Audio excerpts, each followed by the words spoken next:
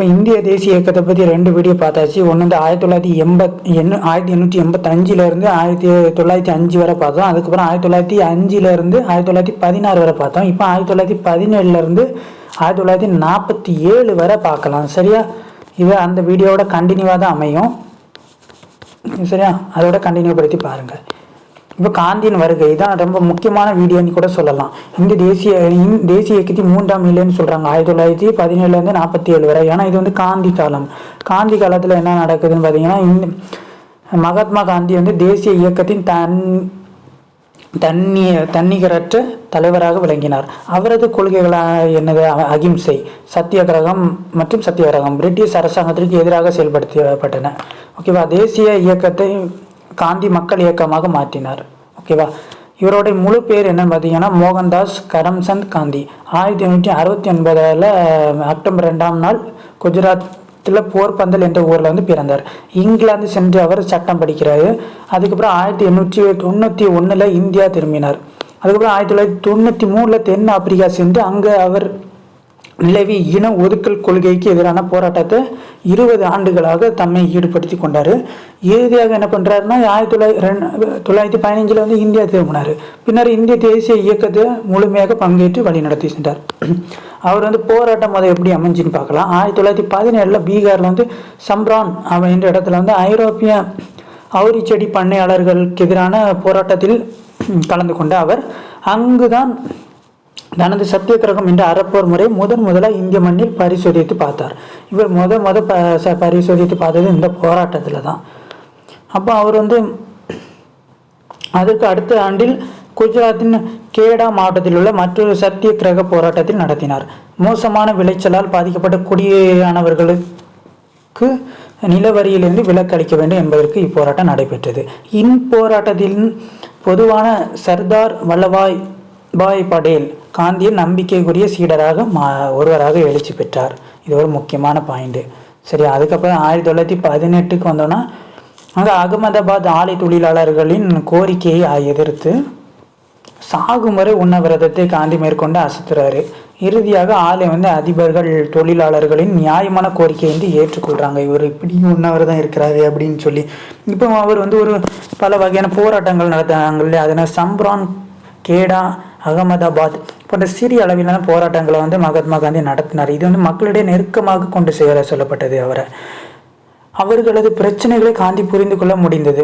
இவ்வாறு காந்தி மக்களின் தலைவர் என்ற நிலைக்கு உயர்ந்தார். அதுக்கப்புறம் ரவுலட் சட்டம் அப்படின்னு சொல்கிறாங்க. 1919 ஞாபகம் 1919 அரசுக்கு எதிரான சதி வேலைகளை ஆய்வு செய்வதற்கான சர் சிட்னி ரவுலட் என்பவர் தலைமையில் 1917 வந்து ஒரு குழு நியமிக்கிறாங்க. இவருடைய பேரில் வரதுனால அது ரவுலட் சட்டம் அப்படின்னு சொல்கிறோம். அக்குழுவில் அறிக்கையின்படி 1919 மார்ச் திங்களில் ரவுலட் சட்டம் மத்திய சபையில் கொண்டு வரப்பட்டது. இச்சட்டம் வந்து சந்தேகத்தின் பேரில் யார் வேணாலும் கைது செய்யலாம். கைது செய்தவங்களை எதிர்த்து விண்ணப்பமோ அல்லது மேல்முறையீடோ எதுவுமே செய்ய முடியாது. இச்சட்டம் கருப்பு சட்டம்னு சொல்கிறாங்க. இச்சட்டத்தை பலத்த எதிர்ப்புகள் தோன்றுது. ஏன்னா இது 1919 ஏப்ரல் 6ஆம் ஆண்டு இந்தியா முழுவதும் கர்தால் மறியல் போராட்டங்கள் நடத்தப்பட்டன. நாடு முழுவதும் பொதுக்கூட்டங்கள் நடைபெற்றன. அது மட்டும் இல்லாமல் டெல்லிக்கு அருகில் மகாத்மா காந்தி கைதும் செய்யப்பட்டார். பஞ்சாபின் முக்கிய தலைவர்களான டாக்டர் சத்யபால் மற்றும் டாக்டர் சைபுதீன் கிச்லு இருவரும் அமிர்தசரஸில் கைது செய்யப்பட்டனர்.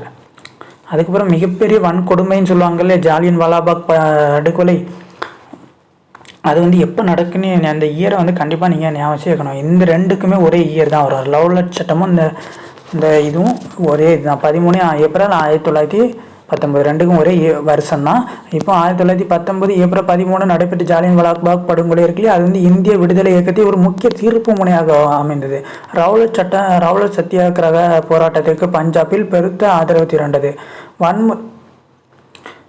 வன்முறை எதிர்நோக்கி பஞ்சாப் அரசாங்கம் ஆட்சி பொறுப்பை ஜெனரல் டயர் தலைமையிலான இராணுவத்திடம் ஒப்படைத்தது. அவர் பொதுக்கூட்டங்களுக்கு தடை விதித்து அரசியல் தலைவர்கள் கைது செய்தார். ஏப்ரல் 13ஆம் நாள் பைசாக்கி என்ற அறுவடை திருநாளன்று ஜாலியன் வாலாபாக் பூங்காவில் ஒரு பொதுக்கூட்டம் ஏற்பாடு செய்யப்பட்டது. டயர் தனது படையுடன் அங்கு சென்று எவ்வித முன்னறிவிப்புமின்றி கூட்டம் மீது துப்பாக்கி சூடு நடத்துகிறாரு. துப்பாக்கி சூடில் 10 முதல் 15 நிமிடங்கள் நீடித்தது. துப்பாக்கி தோட்டாக்கள் தீர்ந்த தகவலின்படி 379 தீர்ந்த பிறகுதான் அது நிற்கப்பட்டது. சரியா, அதிகாரப்பூர்வ தகவலின்படி 375 பேர் கொல்லப்படுறாங்க. 1137 பேர் படுகாயமடைந்து இந்த படுகொலை எதிர்த்து நாடு முழுவதும் போராட்டங்கள் நடைபெற்றன. சரியா, ரவீந்திரநாத் தாகூர் தனது நைட் பட்டத்தை துறந்தார். ஜாலியன் வாலாபாக் படுகொலை விடுதலை இயக்கத்தில் பெரும் உத்தியோகத்தை கொடுத்தது. இப்போ கிளபத் இயக்கம், இது ஒரு முக்கியமான இயக்கம் பார்த்துக்கிடுங்க. முதல் உலக போரில் துருக்கியின் தோல்வி அடைஞ்சில்லையே, அது கிளபத் இயக்கத்திற்கு முக்கிய காரணமாகும். செவேரஸ் உடன்படிக்கையில் 1920 முஸ்லிம்களுக்கும் பெருத்த அவமானமாக்கப்பட்டது. உலக முஸ்லிம்களின் சமய தலைவர்கள் காலிஃப் அப்படின்னு சொல்லுவாங்க இல்லையா, துருக்கி சுல்தானை கருதியதை இந்த இயக்கத்திற்கு அடிப்படையாக விளங்கியது. இப்போ பிரிட்டன் துருக்கியை நடத்திய விதம் இந்திய முஸ்லிம்கள் புண்படுத்துவதாக இருந்தது. சரியா, எனவே அவர்கள் கிளபத் இயக்கத்தை தோற்றிட்டாங்க. இது முஸ்லீம் தான் ஆரம்பித்த ஒரு இயக்கம். மௌலானா அபுல் கலாம் ஆசாத், M.A. அன்சாரி, அதுக்கப்புறம் சைபுதீன் கிச்லு பார்த்தோம் இல்லையா அவர், அதுக்கப்புறம் அலி சகோதரர்கள் இந்த இயக்கத்தை தலைமையேற்று நடத்தினார்கள். இவங்க எல்லாருமே சேர்ந்து தான் நடத்துனாங்க. இப்போ கிளபத் குழு ஒன்று ஏற்படுத்தப்பட்டது. இப்போ 1919 அக்டோபர் 19 கிளபத் தினம் அனுசரிக்கப்பட்டது. ஓகேவா. நவம்பர் 23 நாள் மகாத்மா காந்தியின் தலைமையில் இந்துக்களும் முஸ்லீம்களும் கலந்து கொண்ட ஒரு மாநாடு கூடியது. நாட்டின் விடுதலைக்காக இந்துக்களும் முஸ்லீம்களும் ஒன்றுபடுத்த வேண்டியதின் கட்டாயத்தை மகாத்மா காந்தி உணர்ந்தார். பின்னர் கிளபத் இயக்கத்தை அவர் என்ன செய்கிறாருன்னா 1926 மகாத்மா காந்தி தொடங்கிய ஒத்துழையாமை இயக்கம் இருக்கு இல்லையா, அதோட கலந்துட்டார். இப்போ ஒத்துழையாமை இயக்கத்தை பற்றி பார்க்கலாம். 1920 1922 வரை நடக்குது.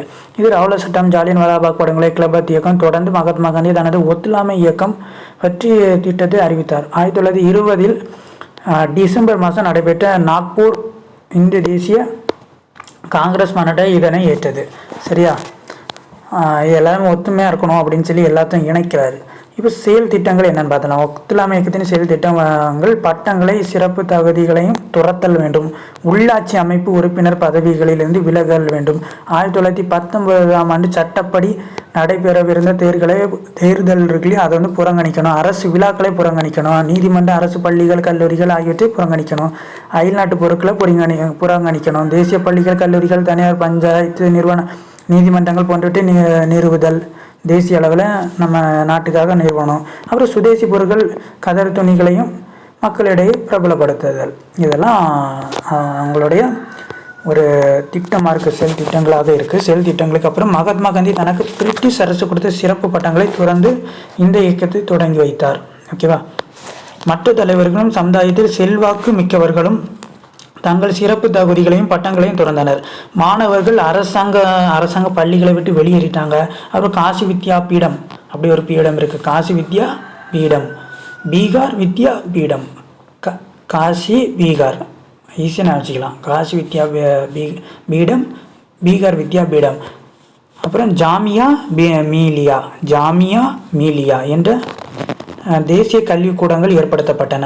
நாட்டின் முக்கிய தலைவர்கள் தங்களது அதிக வருமானம் தரக்கூடிய வழக்குரைஞர் தொழிலை கைவிட்டனர். சரியா, ஓகே. அதுக்கப்புறம் சட்டமன்றங்கள் புறங்கணிக்கப்பட்டன. காங்கிரஸ் தலைவர்கள் எவரும் சட்டமன்ற தேர்தலில் போட்டியிட முன்வரவில்லை. அதுக்கப்புறம் 1921 வேல்ஸ் இளவரசர் இருக்கார்லையே, அவர் இந்தியாவிற்கு வந்தபோது மறியல் போராட்டங்கள் நடைபெறுகின்றன. அரசாங்க அடக்குமுறையில் கட்ட வீழ்த்து விட்டது. ஓகே, அதனால் சுதேசிய கருத்துகள் நாடெங்கும் பரவின. பெரும்பாலான குடும்பங்களில் ராட்டைகள் சுழன்றன. ஓகேவா. உத்தரப்பிரதேசத்தின் கோராக்பூர் மாவட்டத்தில் உள்ள சௌரி சௌரா என்ற இடத்தில் நடைபெற்ற சம்பவத்தை தொடர்ந்து 1922 பிப்ரவரி 11 என்ன நடக்குது, ஒத்துழையாமை இயக்கத்தை காந்தி இடையிலே நிறுத்திட்டார். இவ்வளோ பிரச்சனை வருதே அப்படின்னு. முன்னதாக பிப்ரவரி 5 சௌரி சௌரா காவல் நிலையத்தை முற்றுகையிட்ட ஒரு கூட்டம் அதற்கு தீ வைத்தது. அது கூட காரணமாக இருக்கலாம். 22 காவலர்கள் உயிருடன் எரித்து கொள்ளப்பட்டாங்க. அதான் காரணம். இதே சௌரி சௌரா நிகழ்ச்சி எனப்படுகிறது. ஒத்துழையாமை இயக்கம் திடீரென நிறுத்தி வைக்கப்பட்டதை அறிந்த நாட்டின் பல தலைவர்கள் அதிர்ச்சி அடைகிறாங்க. உடனே என்ன நடக்குது? 1922 மார்ச் மாதம் 10ஆம் நாள் மகாத்மா காந்தி கைது செய்யப்பட்டார். சரியா? ஒத்துழையாமை இயக்கத்தின் முக்கியத்துவம் பற்றி பார்க்கலாமா? குடியானவர்கள், தொழிலாளர்கள், மாணவர்கள், ஆசிரியர்கள், பெண்கள் எல்லாருமே சமுதாயத்தில் அனைத்து பிரிவினரும் பங்கேற்று முதலாவது மக்கள் இயக்கம் இதுதான். இந்தியாவின் மூளை முடுக்கெல்லாம் தேசியம் பரவ இது வழிவகுத்தது. கிளபத் இயக்கமும் இதனுடன் ஒன்றி இணைக்கப்பட்டதால் இந்து முஸ்லிம் ஒற்றுமை உச்சகட்டத்தை இது திகழ்ந்தது. இந்திய மக்களுக்கு எத்தகைய துன்பத்தையும் தாங்கும் சக்தி உண்டு என்பதையும் எவ்வித தியாகத்தையும் அவர்கள் தயாராக உள்ளனர் என்பதையும் இது எடுத்துக்காட்டியது. அடுத்த வீடியோவில் பார்க்கலாம்.